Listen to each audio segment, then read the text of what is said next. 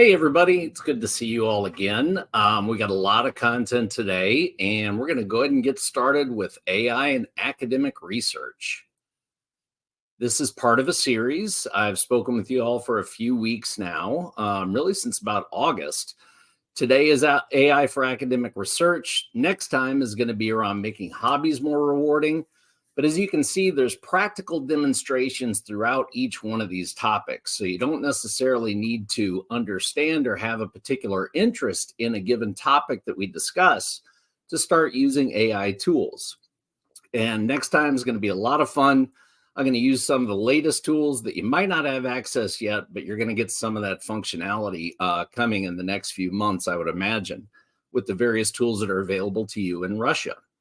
But today's around academic research. We're going to use free tools that are available in Russia. You don't need to have technical skills. And this is really designed for us all to develop some basic AI literacy, as well as just enjoy practicing some English fluency.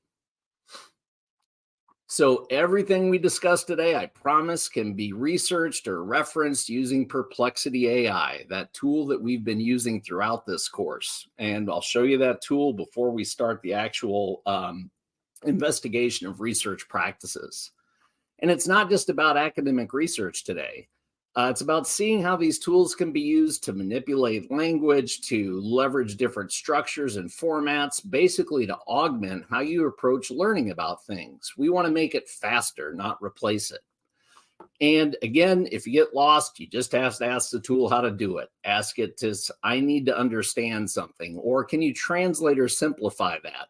These tools are very dynamic, as you'll see, and you can always just start off just by logging on and starting to use them. So let's get started. And we are going to be using Perplexity AI. It's a really remarkable tool. It's on www.perplexity.ai. It's free and safe to use. I'm familiar with the company. I'm familiar with what kind of models they use, as well as their data practices. And I really think at the end of the day, this is one of the strongest tools in the world, particularly for internet search. I don't use Google anymore. I just use Perplexity. And you'll see that it's got a lot of dynamic capabilities relative to things like languages that it expresses, as well as just helping you organize how you approach and do your work. This is a reference page. I'll have a couple of these in here today just because, well, I want to get you this, but we don't have a ton of time for me to walk through each one of these. So what this is are pros and cons about using Perplexity. You can come back and refer to this. I'll touch on some of these concepts, good and bad, as we go through today. So let's start by setting up Perplexity. And the first thing we're going to do is update that AI profile in it, as well as talk about just some of the different modes. You'll see that there's a website here at the bottom, this blog.perplexity.ai/FAQ. It's going to cover all kinds of these topics as well as many more. So this is a lot of words. It's a reference page, but let's go ahead and just start getting into Perplexity right now. So when you go to www.perplexity.ai, you're going to see this kind of a screen here, and you can just start typing as well as anything that you really want. But let's go ahead and tune this a little bit to make it more applicable to us personally. So I'm going to go down to settings. I'm going to go up to this AI profile. And you'll see that I can do all kinds of stuff here. I can introduce myself. I can say where I'm located if I want to. I can also decide what language that I want it to use. And I'll change this to Russian real quick, although I'm not sure how long it will stay in it. You can tell it what you do for a living, what your hobbies or interests are.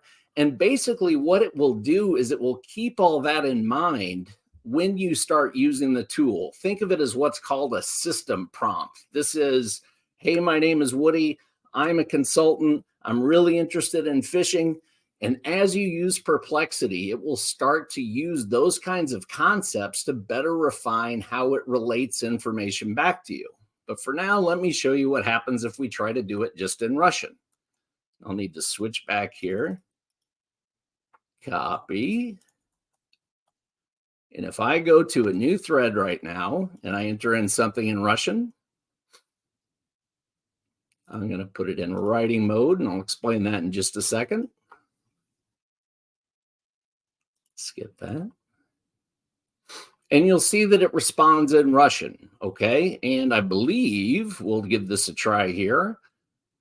And hopefully that is just saying welcome to Perplexity. I'm not quite sure what it's saying, but again, it'll translate stuff in Cyrillic like that. And I can also say, hey, can you understand this as well?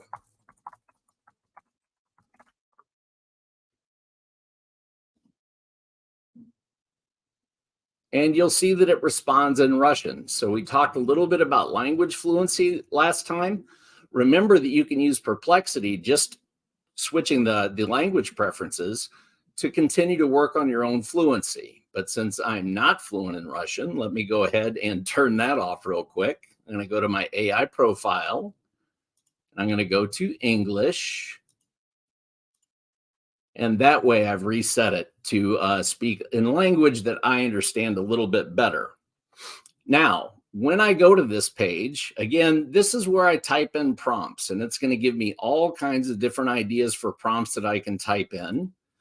But Perplexity has two things that are really interesting. The first is what we call focus, okay? And you can see that when you hit focus, Perplexity will either search the internet or it'll search just in academic writing. This writing mode is what I use just to text and chat. We'll use that quite a bit today. Wolfram Alpha is something that we use for math, and I'll show that later. I won't talk about the YouTube and Reddit functions today, but they are exactly what it means. If you select YouTube and you say, I want to find some good videos on Dostoevsky, it will only search YouTube for that kind of possibility. And the same for Reddit. But one of the more interesting things that Perplexity has, even if you are not paying for it, is this Copilot function. Now, this Copilot function is very powerful. If I turn this on, this basically accesses a more powerful language model. And if you've read anything about AI, you've probably heard the term ChatGPT. Perplexity is built on top of ChatGPT. So when you use Perplexity, it's using a really powerful tool. But when I hit Copilot, it'll take that to ChatGPT 4, which is the latest tool. And that's something that is really, really good at searching for exactly the kind of content that you want to find. So that's basically the Perplexity page. I start off with just this system prompt. I can adjust my AI profile to put in language. I can put in hobbies and interests. I can even tell a story about myself if I want Perplexity to do that. And then it's got those modes. And we'll be using some of these modes today, as well as this Copilot as we go through things. So to go back here, this is a reference page on the profile you can revisit if you want to. This is a reference page for the various focus modes. And finally, this is a reference page for the Perplexity Copilot. Now, if you're using it for free, you only get about 5 of those a day, and that's okay. I had to subscribe as a result of getting to teach you all some of these concepts. So I get a lot of them. If you have the chance to subscribe, if you like this tool, feel free to try it out. It really is a nice thing. I don't have any association with them whatsoever. I just think it is a world-class tool, especially for internet search. But one thing I do want to caution you all about as we get into this is to always check what the tools output. You might have heard that some of these models, if you've been to some of the previous lectures that I've given or have just read about them, sometimes these models just hallucinate. They get confused for various reasons, and that can be due to bad prompts. That can be due to statistical outcomes. It can really be about anything. Now, Perplexity is really good at avoiding hallucinations.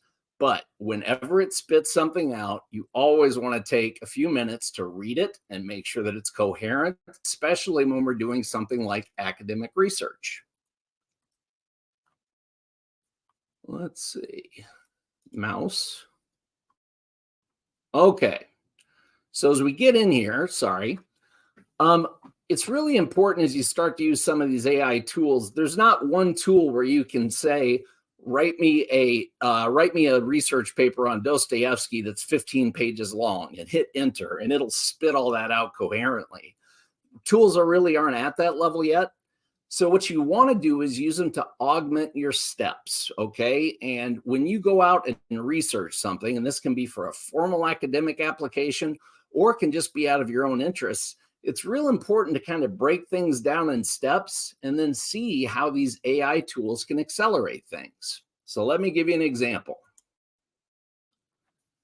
So let's take research as a process. Now, I built this with Perplexity. I just said break down research as a process, and it broke things down into these 6 steps that we'll be working through today. We're going to identify a topic or a thesis. We're going to do literature review, design a given research approach to what the paper that we're trying to build. And then I'm going to show you how to collect data, analyze and interpret data, and finally, just some fun ways to present back what you found. So again, this is about just creating an academic paper, but these different topics and the different tools we use apply to a lot of different things. Okay, so let's start off with identifying topics and problems. I'm going to work through 2 things today. The first is around generating ideas, and the second is around creating a knowledge plan. All right. So there's going to be all kinds of pictures that I generated for you guys today. Every picture that you see is something that I built using an AI tool, and we'll revisit that next time when we talk about multimodal as well as AI and hobbies. It's going to be a lot of fun. So here's our first guy. This is our English teacher giving us an assignment. And let's just say that he gives us a pretty complex assignment here. Let's see what it is. Generate 3 potential, we've got a particular assignment that has an objective. The aim of this research paper is to conduct an in-depth study of Dostoevsky, his exploration of moral choices and ethical dilemmas, with a focus on some of his works, and really just culminating down into these research questions. So let's just say this paper just got handed to you. Now, what I'm going to do is start to use Perplexity to generate ideas, just some thoughts to consider as I build out this paper. So let me show you how that works. I'm going to grab all this, I'm going to hit copy, then I'm going to go into Perplexity. I'm going to change my mode to writing. It's not going to go out and search the internet. It's just going to talk to me using a really strong language model engine. And I'm going to turn on my Copilot and watch what happens when I just paste that entire string of text from that page into here.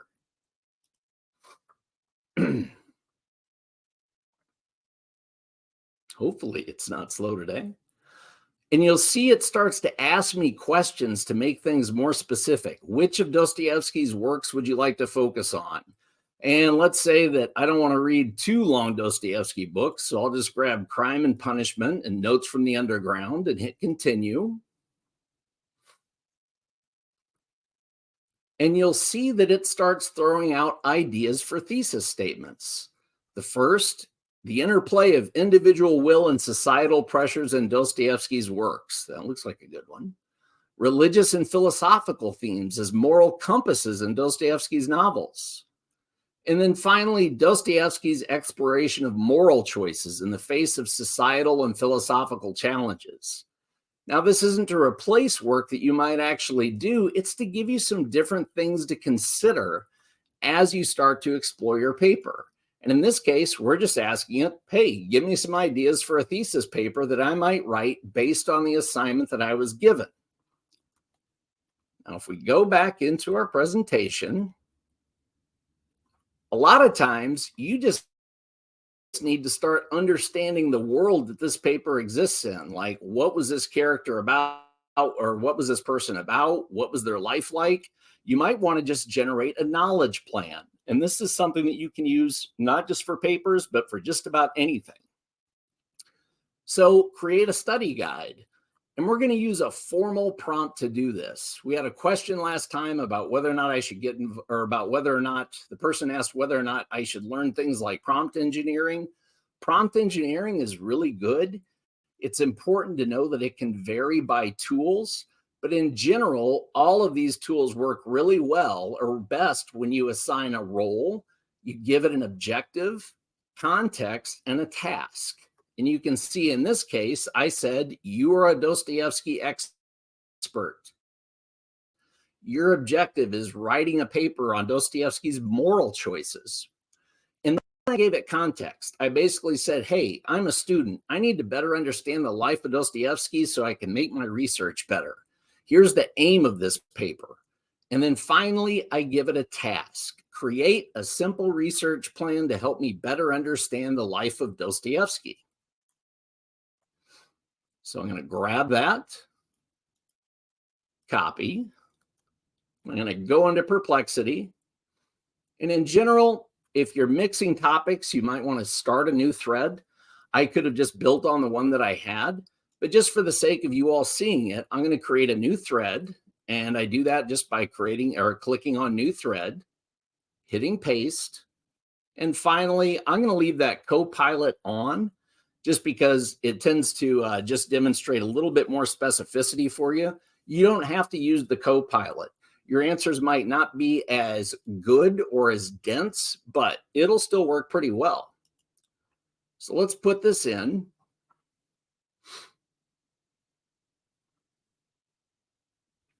So which aspects of Dostoevsky's life are you most interested in? Well, let's look at maybe his personal life and maybe his political and religious views, given what we're trying to understand for this paper.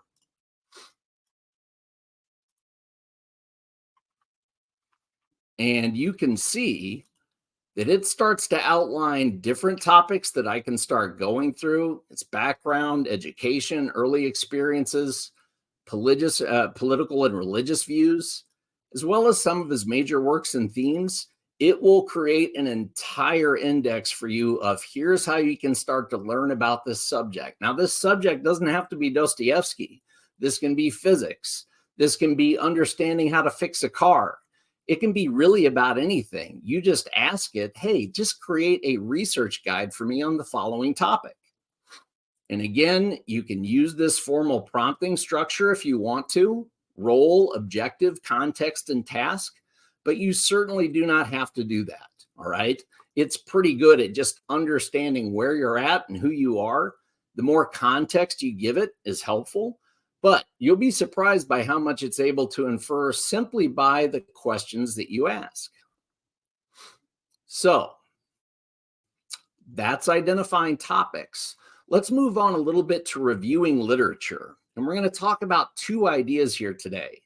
The first is making ideas easier to understand.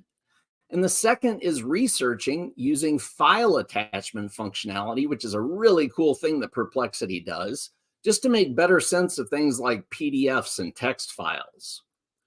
So as we work down this process, let's see what reviewing literature and making ideas easier to understand is about. Now, making ideas easier to understand is really one of the coolest basic things that you can do with an AI tool. It's able to take a lot of dense information and condense it down to you. And let me give you a big block of text so you can see what I'm talking about. All right, this is a big paragraph on existentialism. There's lots of words here. Even as an English speaker, this is not something that I could translate very well. But you'll see at the bottom here, I put, what does this passage mean? I'm trying to understand existentialism. Explain it to me like I'm 18. Now watch this. This is really one of my favorite things. Because as long as you know how to do this, there's not a lot in the world that you can't understand. So I'm going to create a new thread. I'm in the writing mode. I've got my Copilot on. And actually, maybe I'll just turn it off here so we can see how it does. And I'm going to paste in those big words and finally ask it, what does this mean? I'm trying to understand it. Explain it to me like I'm 18. So you can see that right away it starts to take these phrases and breaks down, and it really explains step by step a lot of the terms that are being used. Okay. Now, this might be more approachable for an 18-year-old, but let's say it's not. I'm going to go ahead and ask it to explain it to me on a more simpler level. Explain it to me. Whoops, sorry. Try to use my voice whenever I can, but it's a little bit harder with a PC. Explain it to me like I'm actually 12 years old. Explain it to me. I'm 12. And now it's going to take existentialism and it's going to translate it down to a video game like Minecraft and explain how existentialism is a lot like that world building game that you do. And you can keep on dumbing it down even more and more. Basically, what I like to do with big, thick passages is have it explain it to me like I'm 18. If that doesn't make sense, I'll have it explain it to me like I'm 12. You can ask it to give a different example than Minecraft or about anything else. These tools are extremely good at simplifying language. And that's a really important thing to remember with academic research. So that's around making ideas easier to understand. Now let's try something a little bit more advanced. Let's try to upload a PDF and then we can just ask questions and have it summarize what's in that PDF. So I went out and found just a real simple PDF on Dostoevsky. I don't even know. It looks like it comes from University of Southern California. But I know there's some content in here that might be applicable to my particular area of research, but I don't want to have to go through this entire PDF. Let's use Perplexity to scrape information off that PDF and relate it to us in terms we understand. So all I'm going to do here is go into Perplexity. I'm going to just start a new thread. I'm going to choose writing mode. But now what I'm going to do is upload a PDF to it. Now, Perplexity can take text files if you put stuff into a notepad or PDFs. That's fairly limited. I think it will get better very soon and take in things like Word docs and PowerPoints. But for right now, it's PDFs and text files. And in general, it's limited to about 5 megabytes. So you're not going to be able to upload a 160-page PDF to it and make sense of it, but it is pretty good for those PDFs that are about 5, 10, 15 pages long. So let's go ahead and upload one up there, and that's the PDF I was showing you. And all I'm going to do is open it, and I'm going to say, summarize this PDF. Didn't even turn on the Copilot. But you can see how fast it went into that PDF. It summarized that all up for me. And you can even ask more questions of it as you want. Like, what was his first book according to the PDF? Good. The PDF does not provide information on Dostoevsky's first book. That's a good thing, okay? So we know right away that we can't necessarily use this as a reference point for the first book that it put together. It does reference other books, but you can continue to ask questions of this PDF about what moral themes were there, basically anything that was expressed here in this summary, and just drill into it. You can even create an outline of what you find in the PDF. Now, you know, if you're an academic researcher or just somebody that's planning a trip into the wilderness, you can always upload a PDF. And for the most part, it's pretty good at reading most of them. It will struggle with images, so it's not going to necessarily pull images or graphs from things, but it is pretty good at pulling text itself. And all of this can accelerate your research cycle that much more. All right.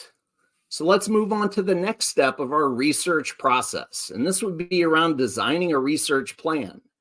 As you might guess, it's pretty good at developing thesis statements. It's also pretty good at putting together outlines. And I'm going to show you real quick a really cool functionality. And actually, I might skip that, but we'll see. Just based on time here, we started a little bit late. but how to organize yourself with Perplexity and organize those prompts and those conversations that we have into formal collections. So let's start with designing a research plan. Okay. So use Perplexity to help you build outlines and approaches for your work. So let's grab one of those thesis statements that we put together, combine it with your assignment to create some ideas for outlines. All right, so I'm going to do two things here. I'm going to grab this and I'm going to build a new thread. I'm going to stay in the writing mode. And I'm going to put create 3 outlines, which might be applicable to the following statement. And now watch what I'm going to do. Based on this assignment I received. Now I'm going to go back in. I'm going to get that original assignment. Sorry to click through things, but I'm just going to grab this. Now, if I go back into Perplexity, I've said create 3 outlines based on this thesis statement, based on this assignment I received. And this time, I'm going to put the Copilot on so you can see how that works. What is the required length of each outline? It's pretty smart. I'm just going to say 1 page.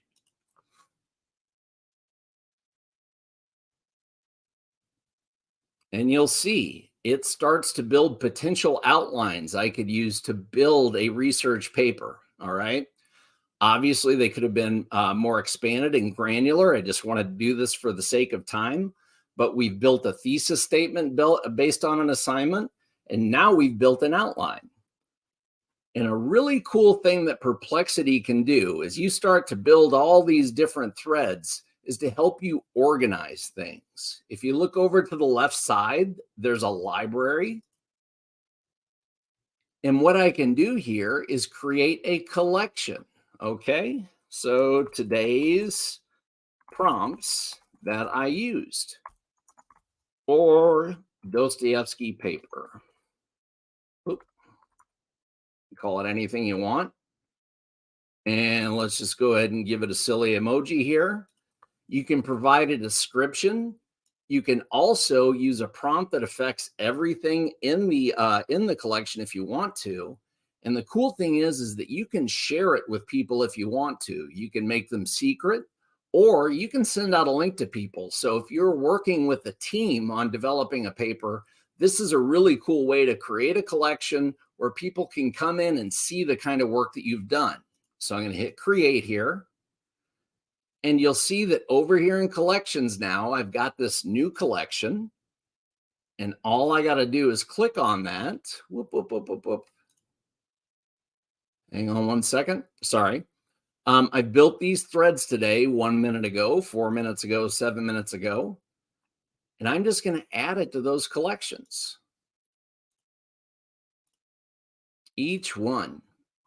And now if I go over here, if I come back to my library, I can go into collections and you'll see that each one of those prompts that I used to ask questions about my thesis statement, generating an outline, summarizing this PDF are all in one place. This is a really good way to self-organize.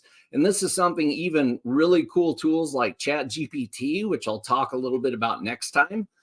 This is the front end for it that we don't talk about much here. It's not available in Russia yet, but this is much better than GPT in terms of just organizing things. GPT just kind of throws it all into one place. A lot of these tools do, and this just helps you organize to make you better and faster at research. All right. So let me get back down to... We outlined our approach. I showed you how to organize threads. I'll leave this page up so you can come back to it. This is the process that we just did. Now let's move on to data collection. We're going to investigate sites really quickly with summaries, and we're also going to do specific research and academic work. So let's go to the first one. A very stern woman right here. investigating sites fast with summaries. And we're going to use the all mode for this. This is the really coolest, fastest thing that Perplexity does. It'll go out to a website and it'll let you know what's exactly on there without you having to dig through it. So Perplexity summarizes most websites very well. I put those little asterisks there because if it's behind a paywall or if they've chosen to block AI tools, it might not access it. I'm uncertain what kind of results you might get with Russia, but you're going to get a lot of different website references that you can try out. Now, I've talked about internet safety. Over the course of your research, you might use various social media sites for your research. You can understand how they use your data pretty quickly. And let's use something like Twitter X's terms of service. If you go out to the X platform, or that was formerly Twitter, it's sometimes hard to understand exactly what your rights are as a user of that service. And in general, these sites outline what they do with your data under their terms of service. And Perplexity is a really good way for you as an individual to understand exactly what your rights are, because a lot of those things are written in a lot of legalese. You just hit accept and go on, and you're not really sure what you agreed to. You can be sure about what you're agreeing to just using Perplexity's ability to summarize websites. So let's grab this right here. This will be super slick. I'm going to paste this in here. Help me understand what my data rights are as I use this platform. Here's the address. I'm going to use all for my focus. And I think I'll turn off the Copilot for right now just because it gets kind of long. But what it's going to do, it's going to go out and find Twitter's terms of service because that's the page I gave it. And it'll also find other references to how Twitter uses data. And it starts to summarize this page, and it's going to do a pretty thick job of it. That's a very long page. I think it was, I don't know, 10 or 12 pages of stuff. Okay. And it's going to summarize it up. But a really cool thing I can do, and I'm going to stop it right here, is I'm going to ask it questions. Can Twitter locate my physical location based on these terms of service, and how? And that's a question that you'd always want to know when you investigate a website. 11:37 already, huh? We started a little bit late here. So yes, Twitter can locate your physical location. It's going to tell you how it does it. It's going to tell how it leverages third-party data. You can talk to this thing all day long about what your rights are. And I really do recommend you use that ability to summarize a web page. Doesn't have to be Twitter, doesn't have to be terms of service, but basically this is your fast portal in to look at how a given website performs. Okay, so that's data collection. And again, if I was doing academic research, I could just grab different pages. I could put all those in my collection. I could have 10 different sources that I used to build my paper, all summarized right there. It's very fast. And now we can do things like discovery within the academic mode.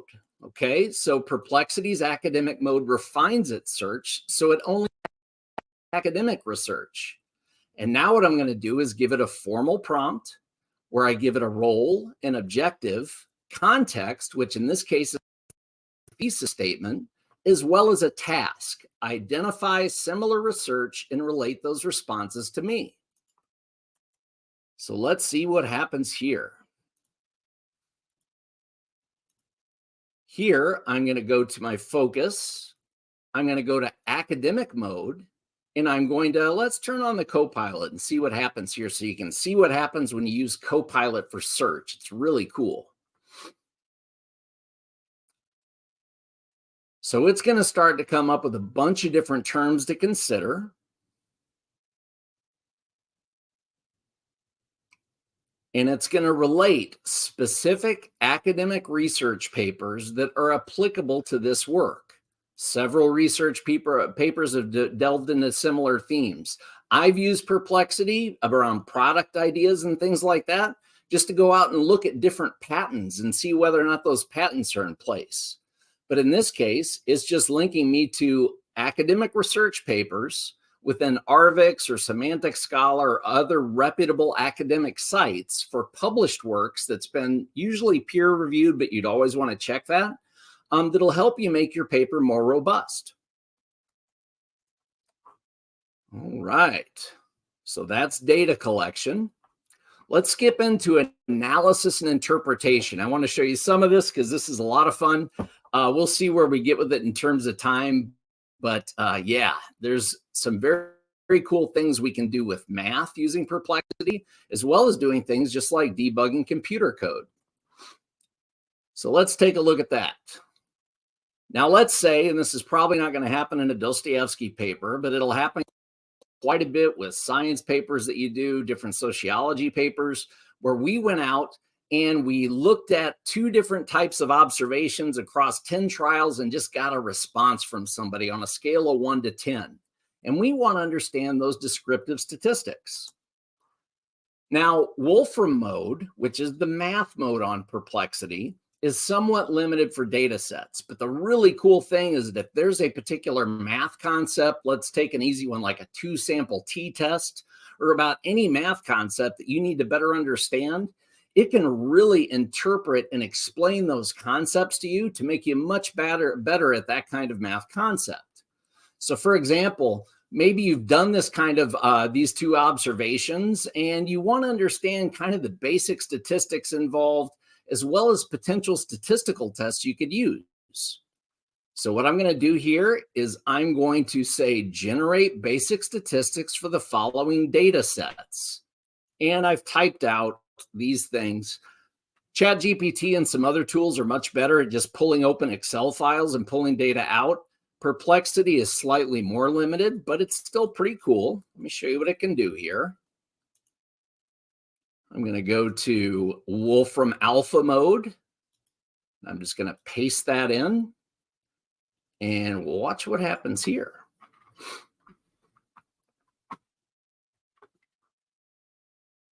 We hope. Here we go. So what it's going to do is, I think it's going to generate the mean, the median, the mode, the range, those basic statistical concepts that we used. All right. And I can say things like, given the nature of the data,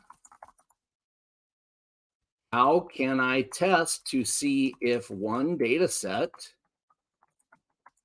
is different than the other?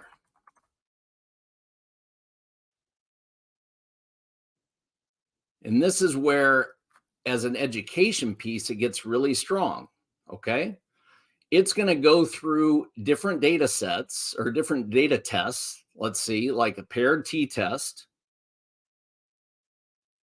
It's Spearman's. I won't go too far into it, but I can take things like explain a t-test as if I'm 12, and it'll do just that. It'll start to respond, hey, if you're young, I'm going to explain to you how to do a hypothesis test. Again, this is probably math that most all of you have seen at some point in your lives and forgotten. This is really good at reminding you about how to do things. It's also really good for helping out a kid with homework. So parents like me generally enjoy AI tools. It just makes things a little easier. Tessa, I'll try to finish up the presentation piece here in the next 5 minutes. I also wanted to show you something really cool that Perplexity does around helping you debug things like computer code. Now, Perplexity can write all kinds of code. It won't necessarily do things end to end for you. But let's say I had done something like written Python code to perform a hypothesis test, and it wasn't quite working. So watch how cool this is. I'm going to grab this and copy. I go into a new thread, and this time I'm just going to turn on writing because these tools are extraordinarily good at computer programming. I'm going to turn on my Copilot, but watch what I'm going to do. I'm going to take out this right here, and let's see if it finds the error. So I've been programming all night. I just can't get this thing to work. What's wrong with it? It's not working. See if it finds it. Oh, for God's sakes. Come on. There we go. And sure enough, it's found the error where I took that out, and it's rewriting the entire string that I've given it to be formatted correctly. I literally could just copy this into whatever development environment I'm using or terminal line that I'm using, and I'd have the appropriate code. We'll talk more about computer programming stuff over time. For right now, this is just a really handy way to check your work, as well as to get it to evaluate whether or not you're doing something as simply as possible in your programming language. 11:45. Let's try to get through one more section here.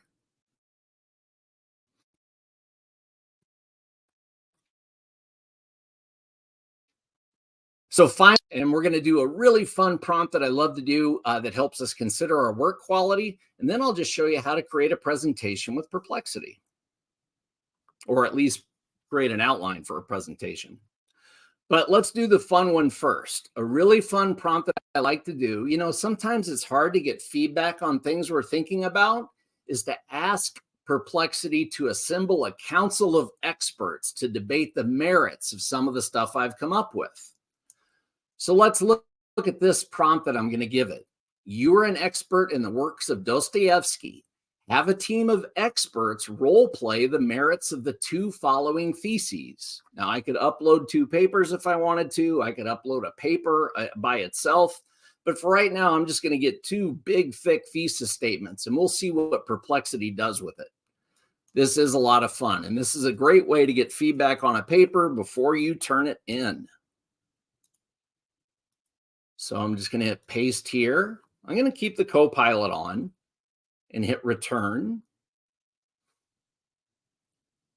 And it will start to, and this is really cool, it's going to pick a scholar of religious studies and it's going to weigh in with, and that person's going to weigh in with their opinion on the first thesis, a philosopher, and a sociologist.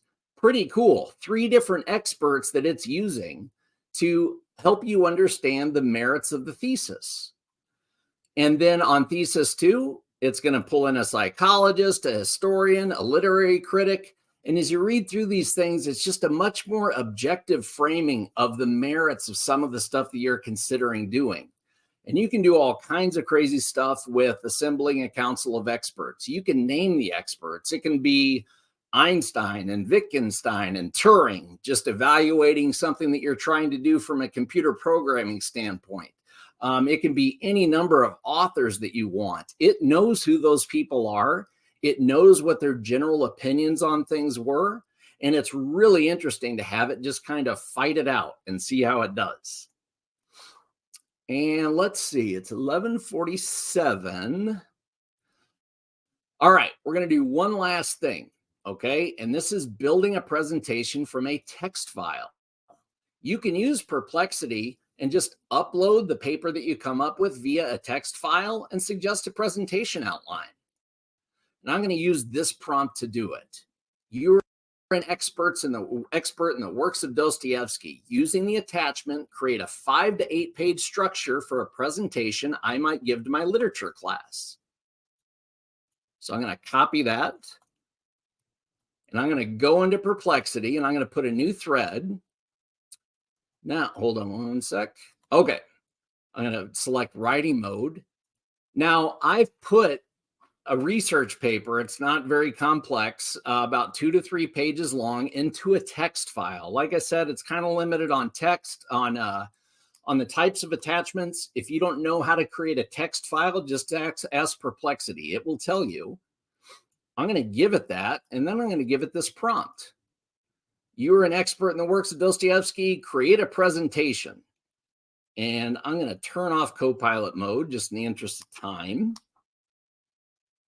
And it will tell me, hey, based on your paper, here's what you might cover on slide 1. Here's what you can cover on slide 2. And A lot of these tools, well, a couple of these tools today will generate entire slide decks for you that have this kind of information on it, but you can certainly use it as an outline as you explore how you want to relate ideas back. So let's kind of review what we worked on today. We identified topics, we reviewed literature, we designed a research plan, we did data collection, analysis, interpretation, and finally we talked about how to present ideas. Hopefully you start to see, using some of these little tricks that I used, just how much faster you can use things. But when you use AI, the best way to approach it is not that it knows everything, but that it's pretty good at accelerating particular steps. So if you can think about what you're trying to accomplish as a process, let's say fixing a car, okay, and break that down into steps, start to think about different ways that AI can just kind of speed things up.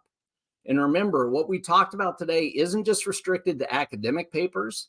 This can apply to about anything, any sort of topic you're trying to better understand. Thanks. We're going to switch over to Q&A right now. I just wanted to say thanks to the American Center in Moscow. But let's see what kind of questions you guys have. All right.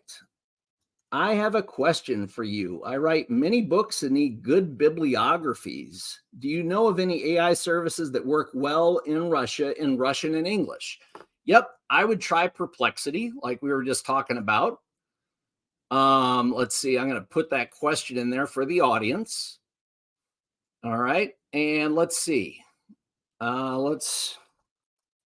Where should I start?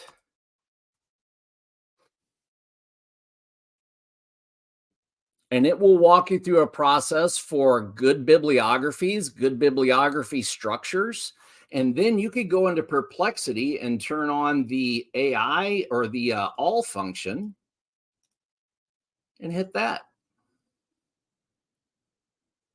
Russian bibliography of bibliographies. Boy, that sounds like a really interesting webpage. Oh, that's a good one for whoever just, this is kind of cool. So yeah, if you're still listening to the person that asked the question, this is kind of an interesting string to look at. So go in and ask it this question. I have many books and need good bibliographies. All right. It's going to tell you. And of course, like I showed you, if you want some of that stuff in Russian, you can just go to the AI profile and just change the language to Russian. Okay. If you're wanting outputs in Russian itself. All right. Do you know if AI can get access to text? And let's see. Let me put this one up here so everybody can see it. Do you know if AI can get access to text inside PDF files, or do you need to copy and paste text directly into the query section? Okay. And also, how do we make sure that it's entirely accurate? There's two different questions here. So first off, you saw me upload just a PDF to Perplexity to look at. Okay, you can always just do that and open that up and it will scrape things. Now, it works better with some PDFs than others. You can certainly cut and paste text from a PDF into a text file and give it to it if it's not reading the PDF well. You can also just paste a lot of text up to about probably 5 or 6 pages worth of content just in the prompt itself and ask it questions. Okay, so yes, you can upload PDFs and yes, you can upload text. Now here's the second one. And how do we make sure that a summary of a text provided by AI is entirely accurate? Now, this is where that warning that I gave you came into play. You've always got to look at the outputs, all right? And in particular with PDFs, you won't have a problem with small ones, but for longer ones, it might kind of lose its place. So in general, what I like to do with PDFs is look at the PDF, look at a couple of things that occur across the PDF and ask the AI tool about those specific things just to make sure it's picking it up, okay? At the end of the day, these tools are pretty good at general summaries of PDFs. They'll start to struggle a little bit the more specific you get, all right? They'll probably not hallucinate or just make things up, all right? But at the end of the day, you do want to make sure that you understand the PDF material itself and not just rely on what it tells you. In general, if you're aware of those things, you'll be in good shape. Let's see, 1154. Oh, here's a good one. Wait until next time before you ask this question. Will AI pose a serious threat to human brains and people will stop thinking and having full cognitive processes in the future? Do we rely too much on AI? That is a very good existential question. Okay. Now, if you look at the very first thing that I did in this series, I talked a little bit about the economic impact that AI will have on various jobs. At the end of the day, there's not many jobs unless you're doing work that involves your hands, okay? Construction work, plumbers, electricians, sewing, that kind of thing, all right? If you're doing knowledge work, lawyers, finance people, consultants like me, AI is going to start displacing some of the activity that we have to do. Now, that whole question about whether or not we rely too much on AI, I think it depends on how you want to look at it. I think it's important that we have core skill sets and that we understand how to do work, especially because we have to check what these tools are telling us. But as somebody like myself that doesn't always do great with non-value added activity of generating stuff, I might come up with a good idea, but synthesizing that into an outline or something like that, I might struggle with. I think these tools are best thought of as augmentation. Now, whether or not we rely on it too much is a whole nother question. We are going to start to ask that question a lot more over the next couple of years, because these AI technologies are going to be in about everything. And next time, if you come in 2 weeks, I'll talk about multimodal AI. I'll show you guys some of the most advanced stuff that's out there right now. And yeah, it's kind of creepy. My biggest concern for everybody for the next year or so with AI is deep fakes and impersonations and AI, news articles that are actually built with AI and aren't actually real. It's going to be really important for us to use tools like Perplexity to verify some of the information we see, but we'll talk a lot more about that next time. See, 1156. Oh, that's a good question. Goodness. Good question. You guys are asking great questions today. How might AI reshape traditional peer review processes in academic publishing, and what implications does this have for research? So, without going too far into it, here's my guess. I think AI will be used to proof and validate the structure of a lot of academic research. I think the actual ideas in terms of their innovation are something that'll probably still be considered by humans. But honestly, based on how things are going, I think there's probably a world that we live in a couple of years from now, or probably sooner than that, where peer review is really just checking a lot of things that AI observes about a paper. This doesn't mean that we're taking humans completely out of the loop, but it does mean that AI tools will make it easier to evaluate that paper, look for its novelty and relative uniqueness among other papers, and just generally speed up a lot of the peer review process. And maybe that's the best way to think about it. AI is not necessarily going to replace things, but like we saw today, it's going to speed up things. And any more questions, Tessa? I can always. Okay. We don't have any more questions. Oh, there's another one. Where you peel it off. Tessa, is that yours or is that the audience one? Let's see. We'll do one last one here unless Tessa's got any more.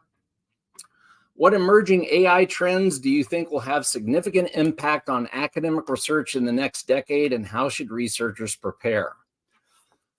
I think one of the major things that it's going to have impact on is that AI is not yet, but probably about 5 or 6 months from now, will be able to train itself to do things. I think you're going to see a lot of discovery in biology, health medicine. There's going to be so many different types of cures and preventative treatments that are going to come out as a result of AI. The biggest thing that researchers can prepare for, and what I'd like you all to prepare for, is simply starting to use these tools, understanding how they're working, and understanding how they'd accelerate processes. This stuff is already here, okay, for better or worse.